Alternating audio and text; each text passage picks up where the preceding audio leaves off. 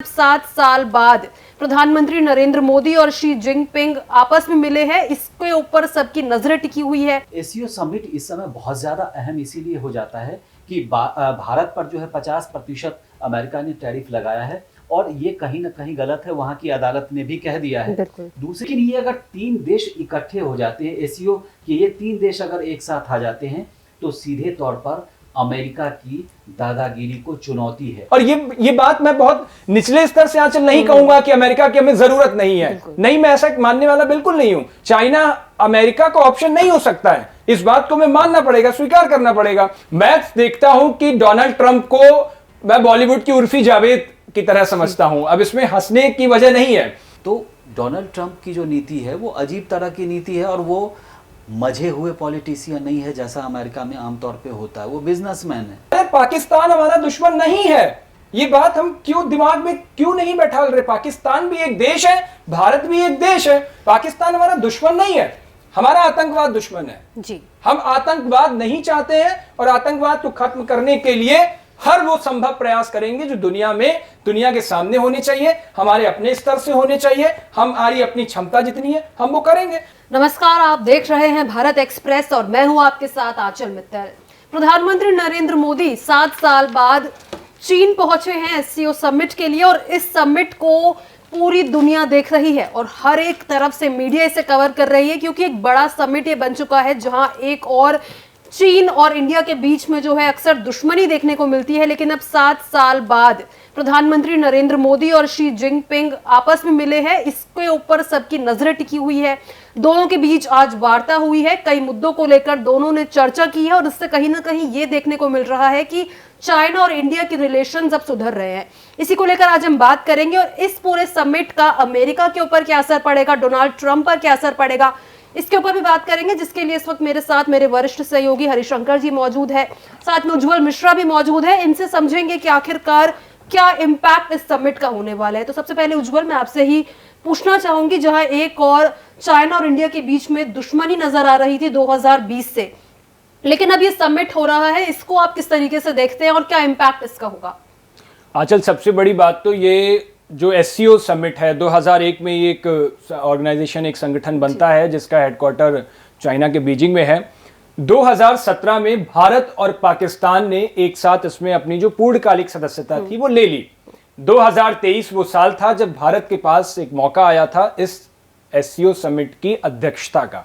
जैसे आज चाइना अध्यक्षता कर रहा है ना इसकी, ऐसे ही भारत के पास मौका आया था और तब भारत ने इसका वर्चुअल अध्यक्षता की थी और उस टाइम पे सारी चीजें हुई। खैर, आज जब भारत वहां पहुंचा है तो इस एससीओ समिट में 20 देशों के प्रतिनिधित्व आ रहे हैं और प्रतिनिधित्व की जब मैं बात कर रहा हूं, प्रतिनिधियों की बात कर रहा हूं, तो उनके सर्वोच्च पद के जो नेता हैं वो जा रहे हैं। जो पीछे आप तस्वीर देख रहे हैं, आज की तस्वीर जो आपने लगाई हुई है, जिसमें नरेंद्र मोदी प्रधानमंत्री और राष्ट्रपति शी जिनपिंग की मुलाकात हो रही है।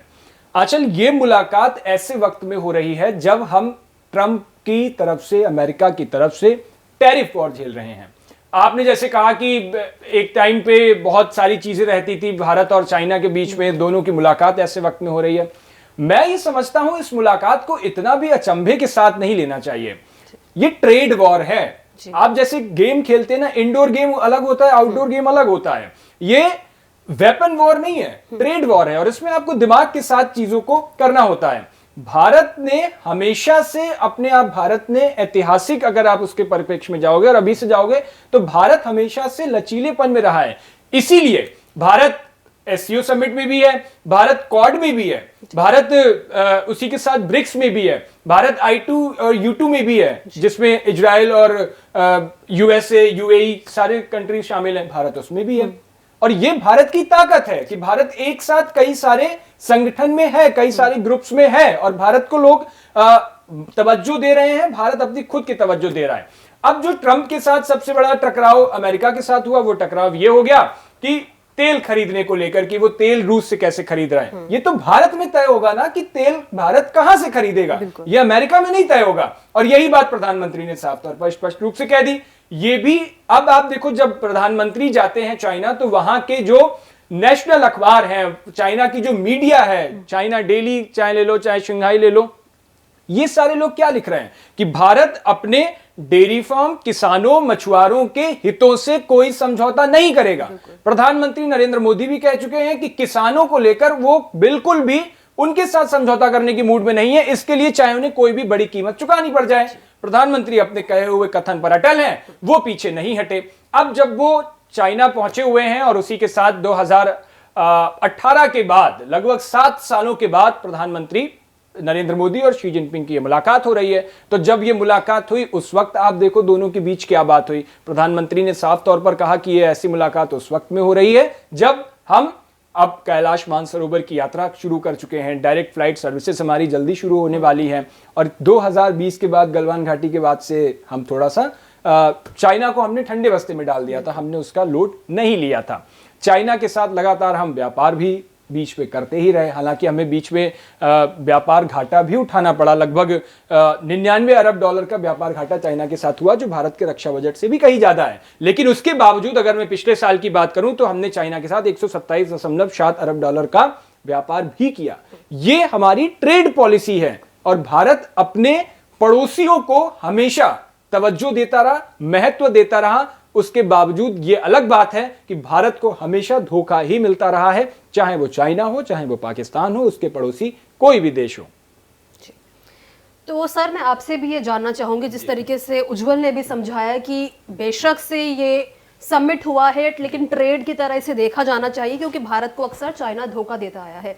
लेकिन अब इस पर जो है पूरी दुनिया की नजरें टिकी है। इसका कारण एक जियोपॉलिटिकल टेंशन भी है जो इन दिनों चल रही है, जहां पर अमेरिका ने भारत पर 50% टैरिफ लगा दिया, फिर चाइना को भी धमकी दी गई है 200% टैरिफ की।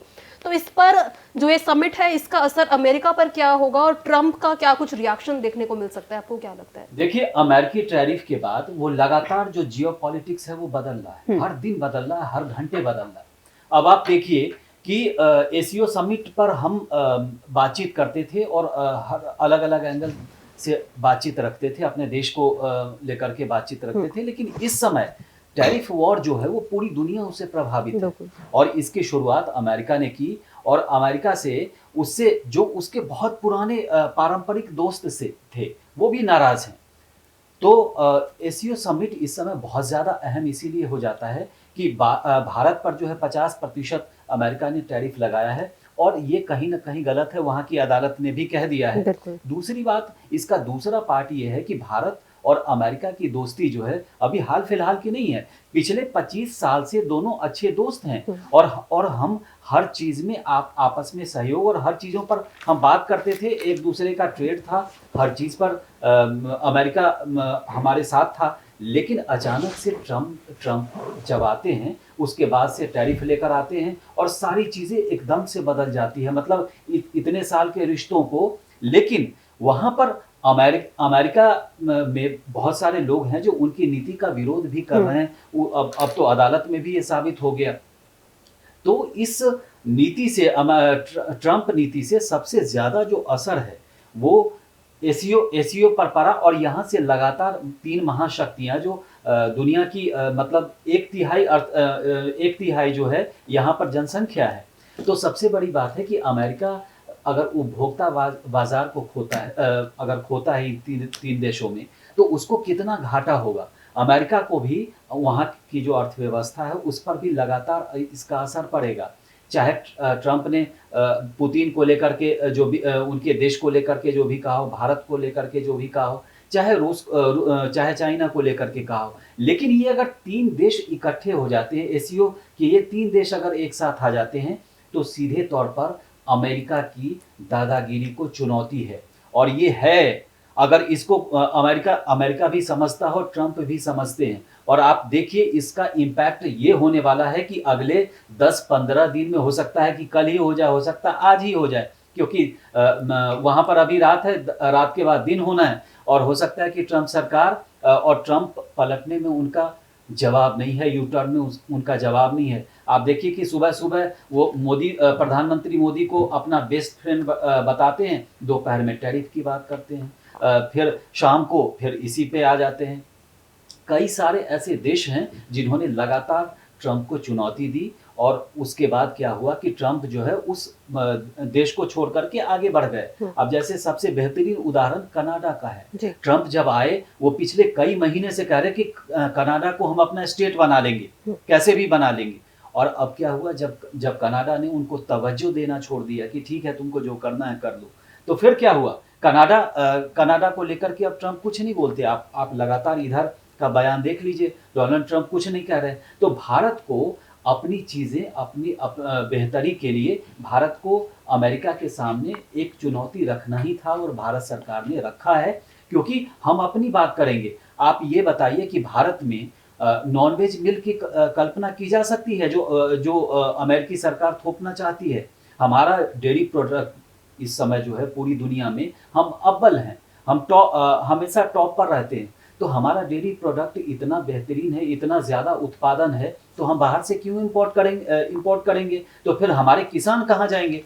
तो ये किसान के लिए देश हित में था, इसीलिए भारत सरकार ने इस पर स्टैंड लिया। और एससीओ समिट में ये जो तीनों देश इकट्ठा दिख रहे हैं, आज पुतिन भी दिखेंगे साथ में, तो इसका अमेरिका को सीधा सीधा संदेश जा रहा है कि आप अपनी नीति को बदलिए, नहीं तो आप बहुत पीछे छूट जाएंगे। अमेरिकी अर्थव्यवस्था पर इसका सीधा असर पड़ता दिख रहा है। अब सबसे अच्छी खबर भारतीय अर्थव्यवस्था के लिए ये है कि हमारा जीडीपी ग्रोथ जो है अभी लेटेस्ट में 7.8% है। तो आप समझ लीजिए कि इतने के बावजूद, ट्रंप टैरिफ के बावजूद, हमारी अर्थव्यवस्था जीडीपी जो है अभी बेहतरी की ओर है और इसको और बढ़ने की संभावना है, क्योंकि हमने अमेरिका से मुंह मोड़ा तो कई देशों से नाता जोड़ा है, व्यापारिक नाता जोड़ा है, चाहे वो ब्रिटेन हो, चाहे छोटे छोटे बहुत सारे देश हैं। जापान में, यहाँ से पहले एससीओ से पहले जापान में प्रधानमंत्री थे।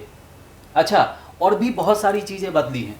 ट्रंप टैरिफ की वजह से आप देखिए जापान और चाइना की आपस में नहीं बनती, वो उनके अच्छे संबंध नहीं हैं, लेकिन जापान अभी भी सबसे ज़्यादा व्यापार कहीं करता है तो वो चाइना में करता है। दूसरा उसका पहलू ये है कि अब जापान ने चाइना से भी बातचीत अपनी शुरू की है, आगे बढ़ाई है। मतलब जो देश आपस में बातचीत नहीं करते थे, सिर्फ व्यापार करते थे, अब वो भी करीब आ रहे हैं।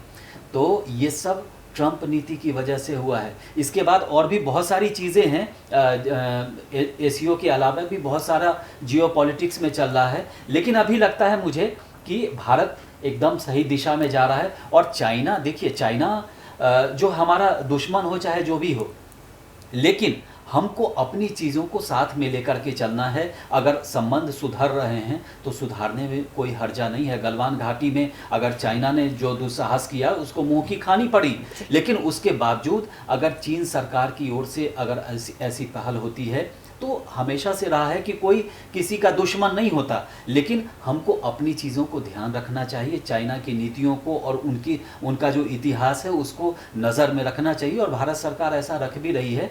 लेकिन अगर व्यापार आप नहीं करेंगे तो आपकी अर्थव्यवस्था बहुत ज़्यादा, जो अभी बहुत बेहतरी की ओर है, वो उस पर ब्रेक लगेगा। तो मुझे लगता है कि भारत सही दिशा में जा रहा है और चीन से बातचीत सीधे सीधे अमेरिका को मतलब मुझे लगता है बैक फुट पर लेके जाएगा। तो जिस तरीके से ये समिट हो रहा है, आपको क्या लगता है कि क्या डर के मारे ट्रंप झुक सकते हैं और जो टैरिफ भारत पर लगाया गया है, चीन को जो धमकी मिली है, वो उनकी तरफ से हटाया जा सकता है? क्योंकि देखा जाए तो इंडिया और चाइना दोनों ही बड़ी मार्केट्स हैं, और अगर वो अपना जो है पाव पीछे करती है तो अमेरिका को नुकसान है। तो हो सकता है कि अमेरिका ये मीटिंग के बाद टैरिफ कम करे। नहीं, एक्चुअली ये कोई खेल नहीं है जहां डर और जीत और ये सब हो। स्ट्रेटेजिकली चीजें होती है। मतलब आप, हो सकता है अभी आपने एक डिसीजन लिया हो, स्ट्रेटेजी आपकी उस वक्त कह रही हो, आगे जाकर के कुछ दिनों में वो स्ट्रेटेजी चेंज हो सकती है। हमेशा हम करते हैं, हर चीजों को लेते हैं, प्लानिंग प्लॉटिंग तो करते रहते हैं, हमेशा से करते हैं, हर कंट्री करती रहती है। हरिशंकर जी की मैं कुछ बातों से सहमत हूं, कुछ से असहमत हूं। जैसे एक उन्होंने कहा कि रशिया, चाइना और इंडिया मिलकर के एक बड़ी पावर बन सकते हैं। हमें ये नहीं भूलना चाहिए कि रशिया अगर हमारा पारंपरिक दोस्त है तो किस वजह से है, आप उसकी तह पर जाइए ना। चाइना की वजह से। रशिया और चाइना, रशिया ने जब चाइना से दूरी बनाई तो रशिया भारत के करीब आया, और भारत का भी चाइना पारंपरिक तौर पर हमेशा हमारे बहुत संबंध अच्छे रहे नहीं है। तो हमने रशिया के साथ इसीलिए बहुत अच्छे संबंध आज भी हमारे हैं, वो उसकी एक वजह है। तो साथ में आना और एक चीज और होती है, चाइना को आप इतना कमतर मत आंकिए। मैं भारत को भी कमतर नहीं आंक रहा हूं, क्योंकि भारत आज उस मुहाने पर नहीं खड़ा है कि हम भीख लेके कटोरा लेके जा रहे हैं, और ऐसा कभी किसी मुहाने पर भारत नहीं खड़ा रहा। आज भारत दुनिया की बड़ी अर्थव्यवस्थाओं में शुमार होता है। आज हम दमदारी के साथ खड़े होते हैं किसी भी देश के आगे। आज हम अपनी शर्तों के साथ उससे बात करते हैं, और सामने वाले को हमारी बातों को न सिर्फ सुनना पड़ता है बल्कि मानना पड़ता है। आज आप देखोगे तो चाइना की जो इकोनॉमी है वो लगभग 18 ट्रिलियन की इकोनॉमी है। अमेरिका की इकोनॉमी 30 ट्रिलियन की इकोनॉमी है। इंडिया की इकोनॉमी हालांकि इनसे कम है, लेकिन इंडिया की इकोनॉमी में बढ़ोतरी किस तेजी से हुई है इस सरकार में, यह हमें ध्यान रखना पड़ेगा। 4 ट्रिलियन की इकोनॉमी लगभग उसके आसपास हम खड़े हुए हैं। एक चीज मैं आपसे और यहां पर बताना चाहता हूं, चाइना को जब हम चाइना के पास जा रहे हैं, चाइना ये तो समझ ही रहा है कि आज हमारी जो दोस्ती ये हो रही है इसकी वजह क्या है। वहां भी ज्ञान देने वाले शीर्ष पर बैठे नेता हैं, और चाइना जैसे देश में जहां पे शी जिनपिंग जैसा माइंडेड आदमी हो और हर बात को लेकर के वो एक नया एंगल निकालता है, वो जानता है कि आज अमेरिका से इनके रिश्ते ठीक नहीं है, आज ये टैरिफ वॉर झेल रहे हैं। चाइना भी उसी का शिकार है। इसलिए जब कहते हैं कि दुश्मन के जो दुश्मन होते हैं वो दोस्त हो जाते हैं, और यही काम ये मुलाकात करवा रही है। अब जब मैं दुश्मन का जिक्र करता हूं आंचल, तो मैं किसी भी देश को दुश्मन के मायने से नहीं देखता हूं। आप 1974 और 1998 का वक्त याद कीजिए। भारत ने जब परमाणु परीक्षण किया था, परमाणु परीक्षण के बाद क्या हुआ? अमेरिका ने भारत से अपने संबंधों को खत्म करने की कोशिश की। भारत झुका नहीं, भारत ने भी कहा ठीक है हम करेंगे। उसके एक दशक बाद क्या होता है? फिर संबंध सुधर जाते हैं, फिर भारत और अमेरिका की ऐसी तगड़ी दोस्ती होती है, और उसके बाद फिर जो व्यापार चलता है वो इतिहास में आप जाओगे, उसके पन्नों में जब आप देखोगे तो खूब व्यापार किया, खूब अच्छी हमारी दोस्ती बनी रही। तो दोस्ती और दुश्मनी नहीं होती है। फिर मैं वही बात कह रहा हूं, स्ट्रेटेजिकली आप क्या प्लानिंग प्लॉटिंग कर रहे हो वो डिपेंड करती है, और वही होगा। आज कोई बड़ी बात नहीं है कि एक हफ्ते बाद, 2 हफ्ते बाद, 1 महीने बाद अमेरिका के साथ हमारी इतनी अच्छी दोस्ती हो, हम इतना अच्छा व्यापार कर रहे हो। और ये बात मैं बहुत निचले स्तर से आंचल नहीं कहूंगा कि अमेरिका की हमें जरूरत नहीं है, नहीं, मैं ऐसा मानने वाला बिल्कुल नहीं हूं। चाइना अमेरिका का ऑप्शन नहीं हो सकता है, इस बात को हमें मानना पड़ेगा, स्वीकार करना पड़ेगा।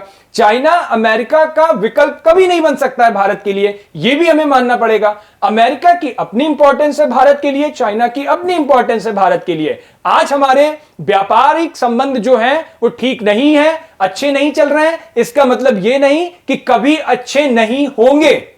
आज हमारी कुछ असहमतियां हैं, अगर भारत उन असहमतियों को मान जाए। कभी कभी क्या होता है आंचल, जब हम नॉर्मल भी व्यापार कर रहे होते हैं तो कुछ हमारे क्लाइंट्स, कुछ पार्टीज या कुछ पार्टनर्स के बीच में खटपट होती है, हमारी नीतियां एक मैच नहीं करती हैं। हमारा विजन कुछ और कह रहा होता है, आपका विजन कुछ और कह रहा है। आप इस कंपनी को कहीं और ले जाना चाहते हो, सामने वाला दूसरा पार्टनर आपका उस कंपनी को कहीं और ले जाना चाहता है। उसको बैठ करके हम सुलझा लेते हैं। विदेश मंत्री लगातार यही तो कह रहे हैं कि अमेरिका के साथ हमारी बातचीत चल रही है। हो सकता है उस बातचीत में कुछ पॉजिटिव रिजल्ट निकल के आ जाए सामने, और ऐसा कई बार अमेरिका के साथ हमारी खटपट हुई है। तो उसका मतलब यह नहीं कि हमारा दुश्मन हो गया। किसी भी देश को भारत ने कभी भी दुश्मनी के नजरिए से तो आंचल देखा ही नहीं है। दुश्मनी के नजरिए से देख रहा होता तो आज चाइना के पास जाकर के हाथ नहीं मिलाता। गलवान घाटी में क्या हुआ 2020 में सबने देखा। आज भी जब प्रधानमंत्री चाइना गए हुए हैं, उस वक्त भी चाइना भारत की सीमा से सटे हुए एक बांध बना रहा है। आज भी चाइना अरुणाचल के हिस्से को अपने में दिखाता है, अपने मैप में। हमने तो कभी दुश्मनी के नजरिए से देखा ही नहीं, हमने तो बात करने की कोशिश की। हमने तो पाकिस्तान को भी कभी इस नजरिए से नहीं देखा, अपने पड़ोसी के नजरिए से देखा, और जो भी जरूरत की चीजें मुहैया थी, पानी से लेकर के सारी चीजें हम उसको उपलब्ध कराते रहे। आज भारत अगर जाता है कहीं पे तो बात अपनी शर्तों पर होती है। मेन बात यही पॉइंट फंसता है। आज अगर प्रधानमंत्री, जैसा कि हरी जी ने बताया कि आज अगर मान ले डेयरी प्रोडक्ट को लेकर के और वो जो नॉनवेज मिल्क है वो आने लगे भारत, अमेरिका गदगद हो जाएगा, खुश हो जाएगा। आज अमेरिका, आप रूस से तेल लेना बंद कर दीजिए, आज अमेरिका खुश हो जाएगा। बातें यही तो फंस रही हैं। बात यह है कि आप सामने वाले को थोड़ा सा अपनी शर्त मनवा रहे हो और वो नहीं मान रहा है, तो वहां पे आपके क्लैशेस हो रहे हैं। वहां पर आप फिर ट्रेड वॉर खेलोगे। ट्रेड वॉर में आप क्या करोगे कि जो सामान आप दे रहे होगे वो और पैसे बढ़ा दोगे कि हम महंगा देंगे, महंगा करेंगे। ये चीजें जो अभी चल रही है उसको इस तरीके से समझने की जरूरत है। दुश्मनी, दोस्ती, इन सब के नजरिए से व्यापार नहीं देखा जाता है। एक चीज इसी पर मैं एक चीज और आपको अपडेट कर रहा हूं कि भारत ने अमेरिका को दुश्मन नहीं माना है। अभी भी इतने टैरिफ के बावजूद, जबकि चाइना पर भी 150% उन्होंने टैरिफ लगाया, तो चाइना ने बदले कितना टैरिफ लगा दिया वो सबको मालूम है। लेकिन भारत ने अमेरिका पर बदले वाला जो टैरिफ है वो नहीं लगाया, क्योंकि हमने बातचीत का खुला रास्ता जो है खुला रखा है। दूसरी बात है कि अमेरिका और भारत के बीच लगातार बातचीत हो रही है, कई सारे मुद्दे हैं, सिर्फ नॉनवेज मिल्क ही नहीं है, कई और भी मसले हैं जिस पर आम सहमति बन जाएगी।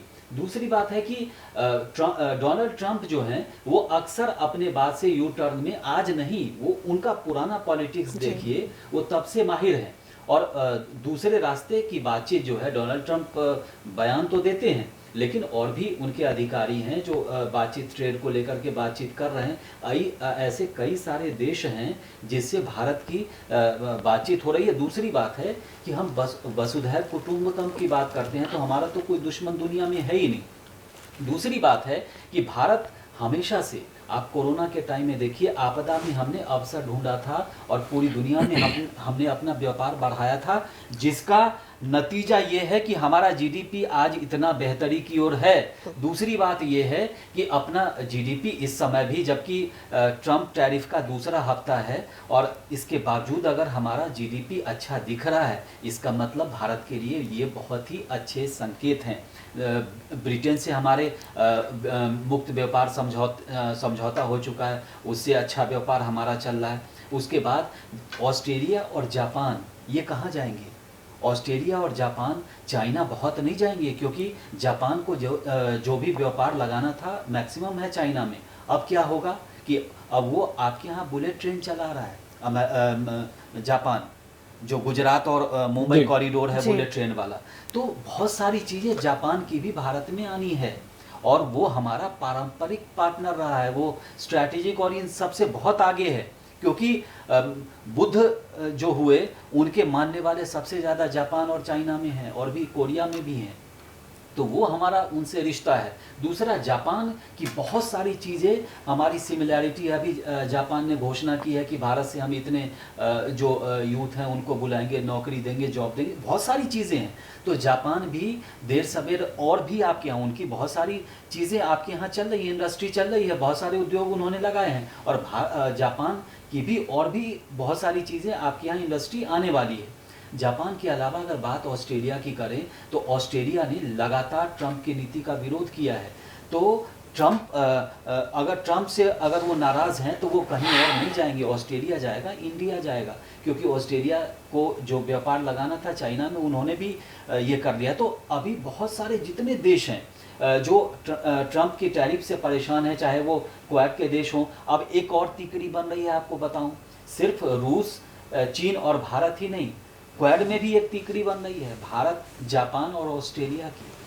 और ये क्वाड जो एक समय बनाया गया था, कहीं ना कहीं चाइना को ध्यान में रख करके बनाया गया था, और आज अगर इस समय अमेरिका को देखें तो एशिया रीजन में वो सबसे ज़्यादा कमज़ोर अमेरिका रहा है।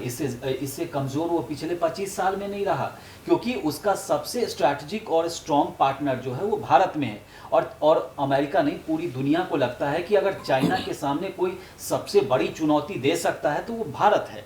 लेकिन अमेरिका ने अचानक से इतने पुराने संबंध को एक मतलब टैरिफ वॉर करके और भारत को दूरी बना दिया। हालांकि यहाँ की जनता और अमेरिका की जनता में कोई दूरी है नहीं, जनता ने नहीं किया, ये सीधा सीधा ट्रंप का थोपा गया टैरिफ है, जो वहाँ की अदालत भी कह रही है। और अदालत वहाँ उन्होंने जो टैरिफ लगाया है ये आपातकाल में होता है, दुश्मन देश पर होता है। उन्होंने जो अपनी शक्ति है उसका गलत इस्तेमाल किया है, ये सारी चीज़ें हैं। लेकिन अभी भी वहाँ संभावनाएं बहुत ज़्यादा हैं, इसीलिए हैं कि अचानक से कोई भारी बात नहीं है कि अगले दिन हम बात कर रहे हैं और अगले दिन ट्रंप जो है अपने टैरिफ से पीछे हट जाए और भारत के लिए वो 0% कर दे टैरिफ की। नहीं, हम आगे बातचीत जारी रखेंगे, अभी फ़िलहाल ये करते हैं। उनके पास एक बहाना भी है, अदालत के बहाने। हालांकि वहाँ के अमेरिकी सुप्रीम कोर्ट में वो आगे जाएंगे, लेकिन उससे पहले उनके पास बहुत अच्छा बहाना है कि वो भारत के साथ 0 टैरिफ पर आ जाएं, और फिर व्यापार जो है वो आगे हमारा बढ़ता रहेगा और बातचीत दूसरे चैनल से चलती रहेगी। तो मुझे लगता है कि भारत एसीओ का इस समय बहुत ज़्यादा इम्पैक्ट है, और सबसे ज़्यादा चुनौती और अगर टेंशन है तो वो अमेरिका को है, क्योंकि अमेरिका की वजह से ये 3 देश जो है एक मंच पर हालांकि पहले भी मिले, लेकिन इस बार बहुत मजबूती से दिख रहे हैं। और चाइना के साथ दिखने का ये मतलब नहीं है कि हमने हथियार डाल दिए। हम आज भी जो है चाइना को लेकर अलर्ट हैं।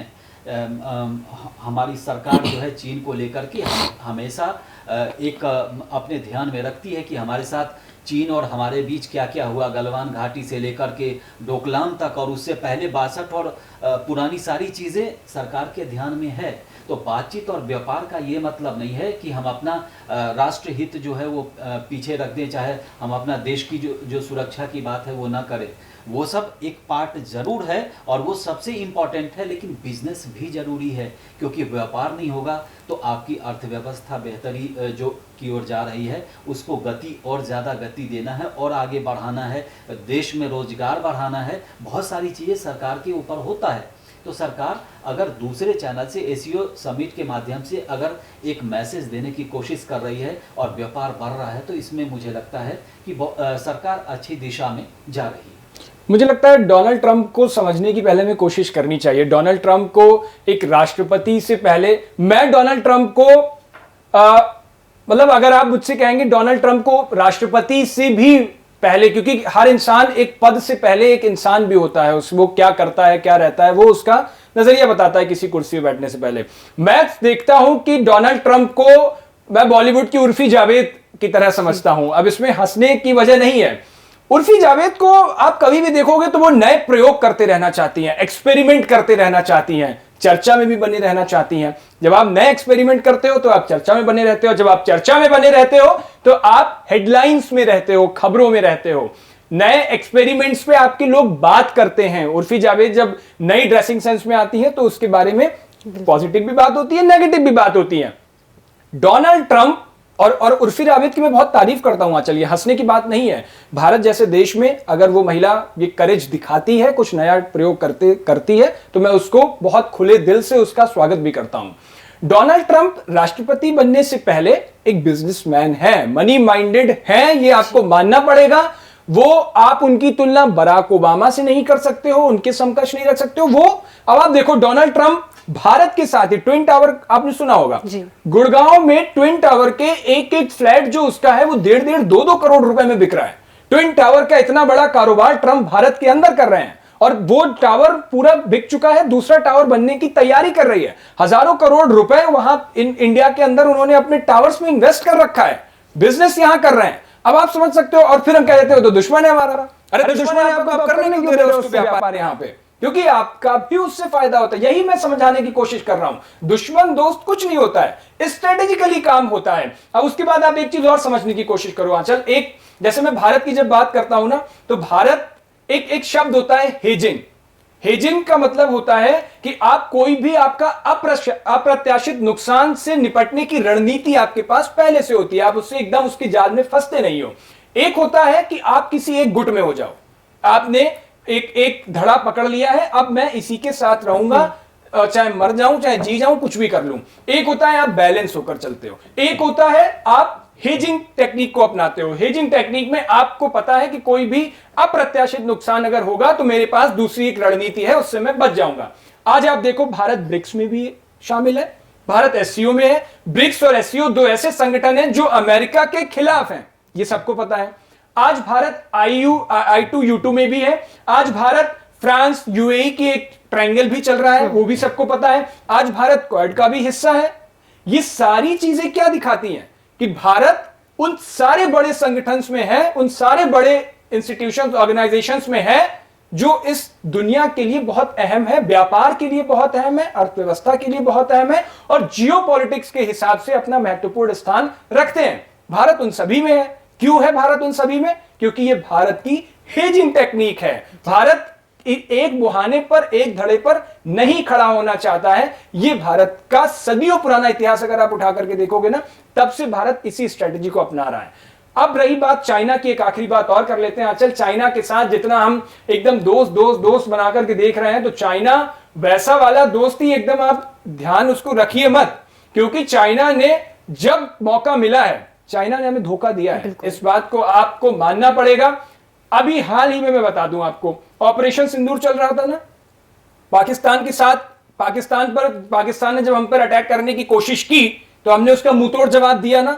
लड़ाई तो भारत और पाकिस्तान की थी ना, और पाकिस्तान से भी हमारी लड़ाई नहीं थी। भारत साफ कह रहा था हमारी लड़ाई तो उस आतंकवाद से थी, वो आतंकवाद जो जितना नुकसान वो भारत को पहुंचा सकता है, वही उतना आतंकवाद वो चाइना को भी नुकसान पहुंचा सकता है, उतना ही आतंकवाद वो अमेरिका को भी नुकसान पहुंचा सकता है, उतना ही वो अपने आसपास के और देशों को नुकसान पहुंचा सकता है, उसकी सीमा से लगे हुए देशों में। भारत तो वो लड़ाई कर रहा था ना। अगर भारत आतंकवाद को खत्म करने की बात कर रहा था तो सिर्फ अपनी सुरक्षा थोड़ी ना कर रहा था भारत तो उस मुहाने पर लगे हुए जितने देश उसकी चपेट में आते उनकी बात कर रहा था। लेकिन चाइना ने क्या किया? चाइना ने रियल टाइम रडार उसको प्रोवाइड कराए, चाइना ने रियल टाइम सैटेलाइट्स पाकिस्तान को प्रोवाइड कराई। चाइना हमारी भी तो, हमारे धड़े से भी तो सोच सकता था। हमने मदद तो नहीं मांगी थी ना चाइना से, हमने ये तो नहीं कहा था हमारी मदद करो, हमने सिर्फ ये कहा था हम आतंकवाद के साथ लड़ रहे हैं और दुनिया में जो जो देश हो वो हमारे साथ आकर के खड़े हो। चाइना नहीं आया, खुलकर सामने उस आतंकवाद के खिलाफ नहीं आया। क्यों? क्योंकि चाइना को ये डर था, चाइना को ये लग रहा था कि वहां पर पाकिस्तान में बहुत बड़ा इन्वेस्टमेंट चाइना ने कर रखा है, वो कहीं इन्वेस्टमेंट धराशायी ना हो जाए, इसी वजह से चाइना नहीं आया। दोस्ती का सिला अगर दिखाना था तो यहां पर दिखाते, साथ आना था तो आते, लेकिन चाइना नहीं आया। तो चाइना ने हमारी गद्दारी करने का एक मौका पीछे नहीं छोड़ा यहाँ चल। तो इस मुलाकात से हमें यह भी सतर्क रहना होगा कि चाइना सगा किसी का नहीं है, वो बस अपनी एक उसकी जो नजर, जैसे नहीं अर्जुन को चिड़िया की आंख दिख रही थी, चाइना को बस एक ही चीज दिखती है, व्यापार व्यापार व्यापार। प्यार जो है ना उस शब्द, उसमें उसका कोई दिलचस्पी नहीं है, किसी भी देश का कोई सगा नहीं है। अगर कोई ये कह दे कि चाइना पाकिस्तान का बहुत सगा है, मैं इसको एकदम क्रॉस लगाता हूं। सगा वो किसी भी देश का नहीं है। तो चाइना से हमें बच के संभल के भी रहना होगा। और फिर मैं कह रहा हूं, चाइना अमेरिका का विकल्प नहीं हो सकता है, इस बात को हमें एक्सेप्ट करना पड़ेगा। क्योंकि भारत आज आप देखिए दुनिया के सबसे बड़े मतलब हथियारों का अगर आयात करता है, भारत दुनिया में सबसे ज्यादा करता है, लेकिन भारत एक्सपोर्ट कितना करता है?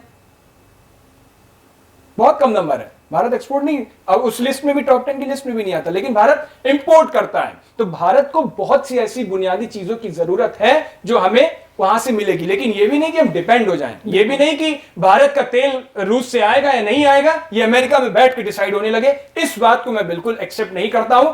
भारत के व्यापारिक फैसले भारत में ही होंगे, इस बात को मैं फुल्ली एग्री करता हूं। किसी देश में कोई पड़ोसी आकर के और कोई तीसरा आदमी आकर के ये डिसाइड नहीं करेगा कि भारत अपना देश कैसे चलाए, भारत अपना व्यापार कैसे करे, भारत किन देशों से क्या खरीदे, ये किसी तीसरे का इंटरफेयर नहीं होगा। और इस बात पर मुझे लगता है कि सारे दुनिया के सारे देशों को एग्री होना चाहिए। और अमेरिका की इस तानाशाही की, इसको मैं तानाशाही कहूंगा, ये आप जब कंट्रोल करने लगते हो ना, किसी को लगता है कि यार ये तो मेरी वजह से ही सब चल रहा है, वहां पे दिक्कत आनी शुरू होती है। ये अमेरिका के साथ दिक्कत है। और अमेरिका क्या, डोनाल्ड ट्रंप के साथ ये दिक्कत है। वो वही उर्फी जावेद वाला स्टाइल पे रहते हैं कि नए नए प्रयोग करते रहते हैं, चर्चा में बने रहते हैं, फिर उसके वर्ल्ड की जितने भी वर्ल्ड मीडिया होती है उन पर बात करने लगती है, सारे देशों पर बात करने लगते हैं, और उसके बाद उन्हें लगता है कि वो नोबेल प्राइज ले लेंगे इससे और पीस प्राइज के बहुत बड़े नुमाइंदे बनकर के उभरेंगे। इन चीजों से ये होता नहीं है। सुर्खियां कुछ समय के लिए मिलती हैं, बाद में हेडलाइंस बनती बिगड़ती रहती हैं।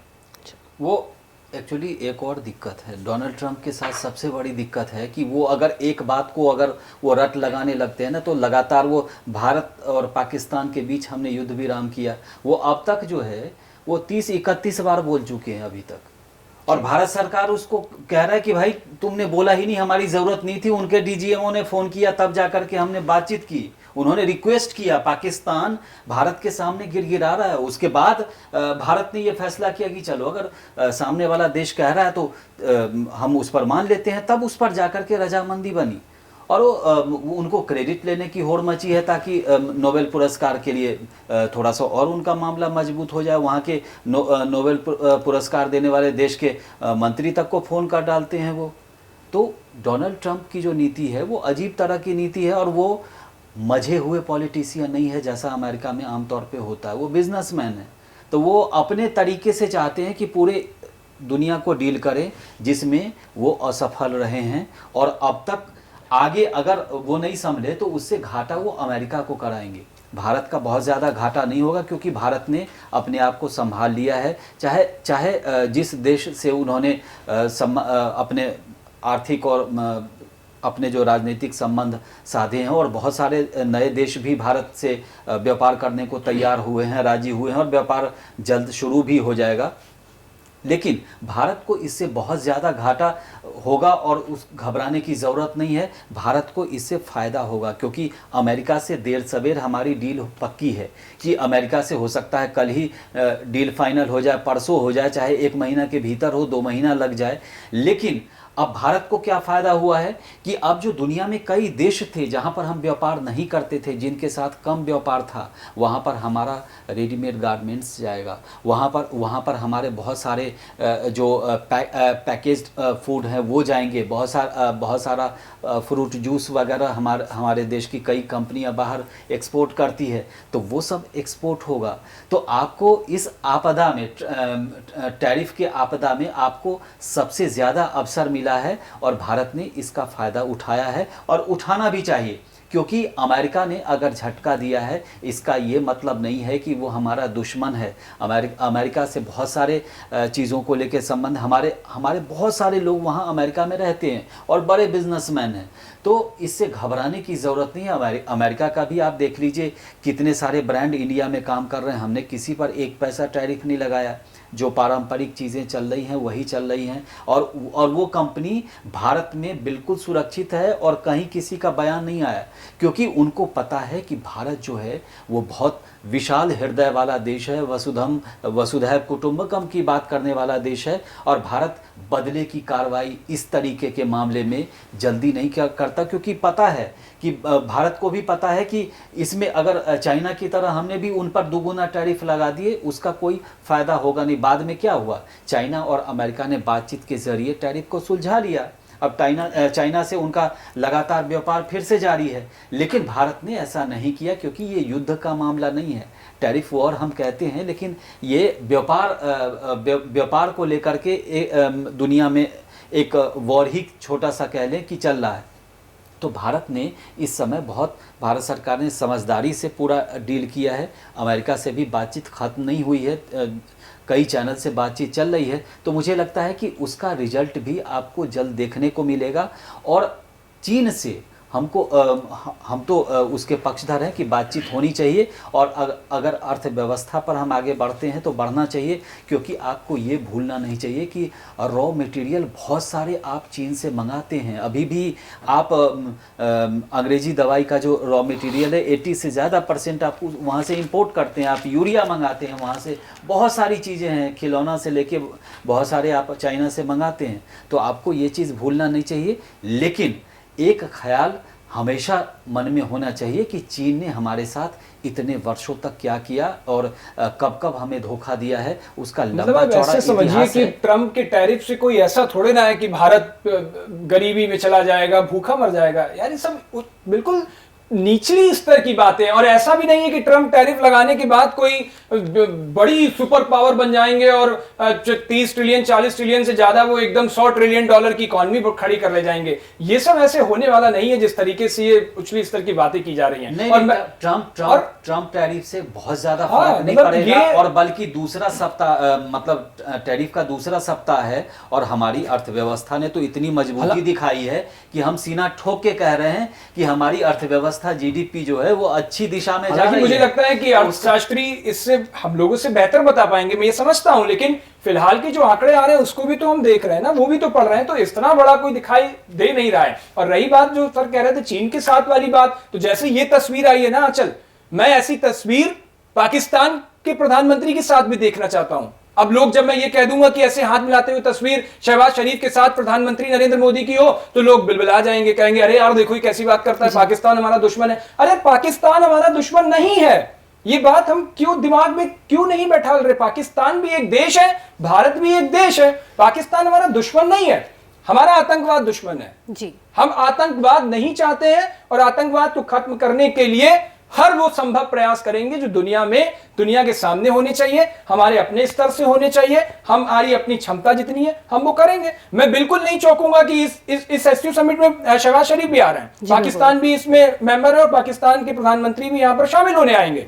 मुझे बिल्कुल गुरेज नहीं होगा आंचल कि प्रधानमंत्री नरेंद्र मोदी और इधर से शहबाज शरीफ साथ हो और दोनों के हाथ मिल रहे हो और मुस्कुराते हुए चेहरे हो, क्या सुंदर तस्वीर आएगी। देखिए, आतंकवाद की बात हो रही है तो एक बात मैं जरूर बोलूंगा कि आतंकवाद जो पूरी दुनिया में, अमेरिका में आपको याद है कितनी बड़ी घटना हुई, भारत उसका आतंकवाद जो है भारत ने भी झेला है और इतने वर्षों से भारत झेल ही रहा है आतंकवाद को और उसका करारा जवाब भी दे रहा है। लेकिन ये पूरी दुनिया में जो कई देश हैं वो आतंकवाद जो है वो मेरा आतंकवाद और तुम्हारा आतंकवाद बनकर रह गया है। प्रधानमंत्री मोदी लगातार कहते हैं कि इससे हमको आगे बढ़ना पड़ेगा, आतंकवाद को आतंकवाद कहना पड़ेगा। दूसरी बात, अभी डोनाल्ड ट्रंप सरकार की ही ले लीजिए, असीम मुनीर को अमेरिका में आप बुलाते हैं, आप उसको भोजन कराते हैं, असीम मुनीर को पता नहीं क्या हीरो बना दिया आपने। और वही पाकिस्तान है जहां पर दुनिया का, अमेरिका का सबसे बड़ा दुश्मन आतंकवादी बैठा हुआ था एबटाबाद में, और वहां से ढूंढ के आपने, अमेरिका ने ही उसको मार गिराया था। आप बताइए, दुनिया का सबसे बड़ा आतंकवादी ओसामा बिन लादेन कहाँ मिला था? पाकिस्तान में। तो और अमेरिका ने ही ढूंढा था और वही अमेरिका जो है वहाँ के सेना अध्यक्ष को बुलाता है और सम्मानित करता है।